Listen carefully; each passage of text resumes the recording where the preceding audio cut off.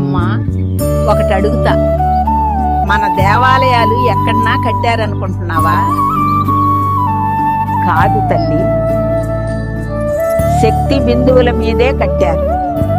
మన శరీరానికి నాడులు ఉన్నట్టే వీటినే జియోమాగ్నెటిక్ లైన్స్ అంటారు. ఈ భూమికి నాడులున్నాయమ్మా. ఋషులు ఏం చేశారో తెలుసా తల్లి? ధ్యానం చేసి ప్రకృతిని గమనించారు. ఆ చోట్లనే శక్తి క్షేత్రాలు అన్నారట. అందుకే ఆలయాలు కొండల మీద, నదీ తీరం దగ్గర, సముద్రం పక్కన కట్టారు తల్లి. ఆలయంలో అసలు ముఖ్యమైన చోటు ఏంటో తెలుసా? గర్భగృహం కింద శక్తి కేంద్రం ఉంటుంది. ఆలయం అంతా దాని చుట్టే కట్టారు. విగ్రహం ఎందుకు రాతితో చేస్తారో తెలుసా తల్లి? రాయి భూమి శక్తిని పీలుస్తుంది, మళ్ళీ మనకిస్తుంది బ్యాటరీలా. గోపురం లోపల శబ్దం ఎందుకు గట్టిగా వినిపిస్తో తెలుసా? మంత్రాల శబ్దం బలపడటానికి అలా కట్టారు. ఎంత తెలివో మన పెద్దవాళ్లది. గంట కొడితే ఏమవుతుందో తెలుసా తల్లి?